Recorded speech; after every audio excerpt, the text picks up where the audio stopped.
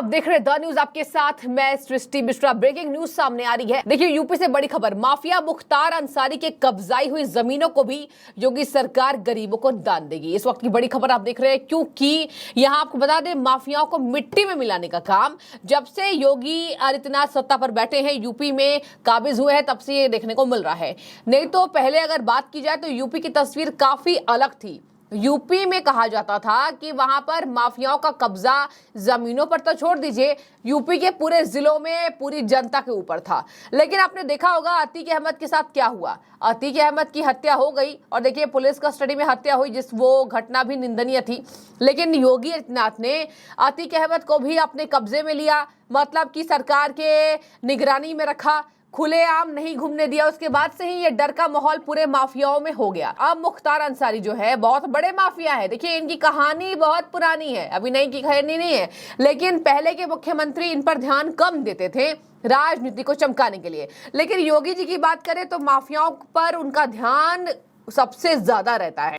मुख्तार अंसारी अभी वो बांदा जेल में बंद है और देखिए उसका जो बेटा है मुख्तार अंसारी का, उनका जो बेटा है वो कासगंज जेल में बंद है। लेकिन अब आपको बता दें, बड़ी खबर सामने आ रही है कि माफियाओं के जमीनों को पहले तो वर्गीकृत किया गया, चिन्हित किया गया सरकार के द्वारा, और अब एलडीए इसमें सक्रिय भूमिका निभा रही है यूपी के अंदर। अब मुख्तार अंसारी के जितने कब्जा किए हुए जमीन थे उस पर 72 फ्लैट बनाए जाने के प्रावधान तय किए जा चुके हैं। बड़ी खबर इस वक्त की। और देखिए, यही कारण है कि यूपी का हर जिला, यूपी की जनता अपने आंखों के सामने बदलती हुई दिख रही है। और इसी वजह से माफियाओं पर बुलडोजर चलाना, माफियाओं को मिट्टी में मिलाना, और इसका देखिए इस अभियान का बहुत ज्यादा फर्क यूपी में पड़ा है। अब यूपी की जनता से अगर ग्राउंड पे बात करने हम जाते हैं तो यही कहती है जनता कि अब सब कुछ बदल चुका है। अब ऐसा लगता ही नहीं है कि हम यूपी में हैं। मतलब सोचिए, अब ऐसा लगता नहीं है। मतलब यूपी की बदनामी कितनी पहले थी माफियाओं की वजह से। योगी जी आए, उसके बाद सब कुछ बदल गया। योगी जी ने माफियाओं पर शिकंजा कसा, जो शायद पहले के मुख्यमंत्री अखिलेश यादव रहे कभी ना कर पाए। अब योगी जी के आने के बाद मुख्तार अंसारी, अतीक अहमद और देखिए बड़े बड़े माफिया अब थर थर कांपते हैं। कई माफियाओं को जेल में बंद कर दिया, कई माफिया और है जिनकी लाइन लंबी है, फेरिस्त लंबी है। तो चलिए विस्तार से आज आपको मैं समझाती हूँ कि मुख्तार अंसारी की कितनी जमीन है, किस तरीके से उनके भाई के ऊपर, उनके बेटे के ऊपर जितनी जमीनें हैं, उनकी बहन के ऊपर, सब पर गाजगिरी है। तो देखिए, सबसे बड़ी खबर सामने यही आ रही है कि परिवार पर सरकार की सख्ती बढ़ती जा रही है।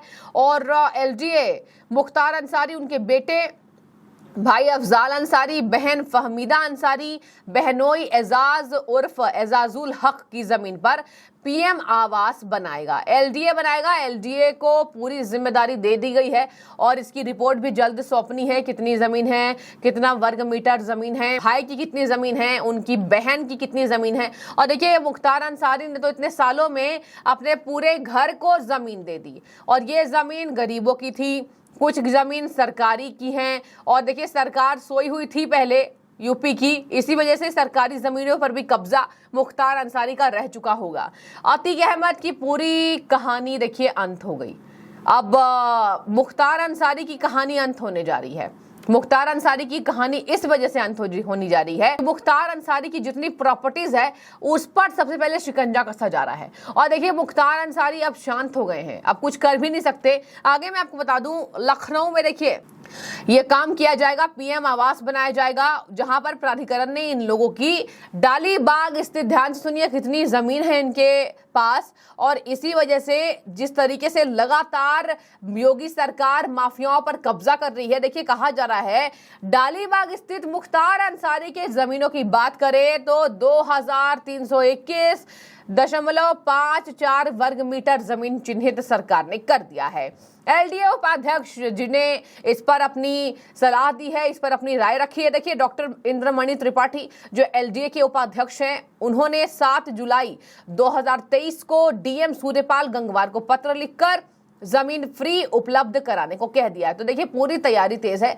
योगी के अधिकारी भी उसी तरीके से सख्त रहते हैं। योगी सरकार का ये फरमान जारी होता है तो योगी के अधिकारियों में ये सख्ती दिखाई देती है। इग्नोरेंस की कोई बात नहीं है, जीरो टॉलरेंस की नीति योगी जी रखते हैं। और देखिए आपको आगे बता दे दर्शकों, यहाँ पर कहा जा रहा है कि मुख्तार अंसारी और उनके बेटे की जमीन को 2020 में ही एलडीए के द्वारा ध्वस्त कर दिया गया था। अब करीब 3 वर्ष के बाद प्राधिकरण जो है इस पर पीएम आवास की योजना बनाएगा। इसके निर्माण के लिए कितनी वर्ग की जमीन की मांग की गई है? 2327.54। और देखिए ये डालीबाग स्थित मार्ग बटलरगंज एक्सटेंशन के खसरा नंबर 93 की जमीन है। तो डीएम को पत्र लिख दिया गया है। उपाध्यक्ष ने आवास योजना के तहत 72 दुर्बल आय वर्ग के आवास की बात कही है, जहां पर अब कम्युनिटी सेंटर सहित अन्य सुविधा जनता के लिए होगी। तो जो जनता जो त्रस्त थी और माफिया मस्त थे, यूपी में जनता त्रस्त माफिया मस्त ऐसा नारा देखने को मिलता था, लेकिन अब सीधे वो नारे को पलट दिया है सीएम ने, योगी बाबा ने, बुलडोजर बाबा ने, योगी आदित्यनाथ ने। और देखिए अब माफियाओं की जमीन छुड़वाई जा रही है, गरीबों को आवास दिया जा रहा है। आपने देखा होगा पिछले महीने किस तरीके से सुखद खबर आई थी। अतीक अहमद की जितनी जमीन थी उस पर 72 फ्लैट्स सीएम योगी ने बनवाए थे और उनकी चाबी गरीबों को दी थी। गरीबों के हाथों उनके फ्लैट्स की चाबी सौंपी थी। तो देखिए अगर पूरा प्रदेश और पूरा देश के हर राज्य यूपी की तर्ज पर काम करे तो बेहतर होगा, ऐसा जनता कह रही है। जनता कह रही है कि भारत में हमेशा ही माफियाओं का, गुंडों का राज रहा है, लेकिन अब बदल रहा है। यूपी से इसकी तस्वीर बदल रही है और सबसे ज्यादा देखिए अब यूपी हाईलाइट है।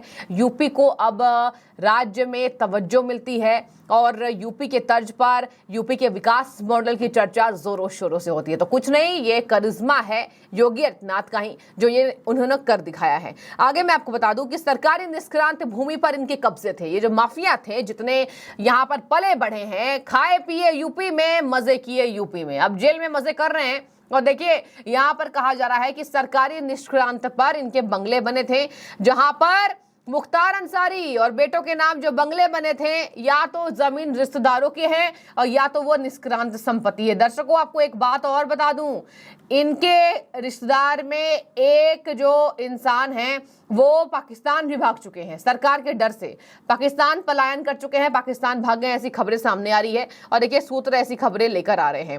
तो एलडीए उपाध्यक्ष डॉक्टर इंद्रमणि त्रिपाठी ने बताया, डालीबाग में प्रधानमंत्री आवास योजना के तहत 72 फ्लैट बनाने की योजना तय की गई है।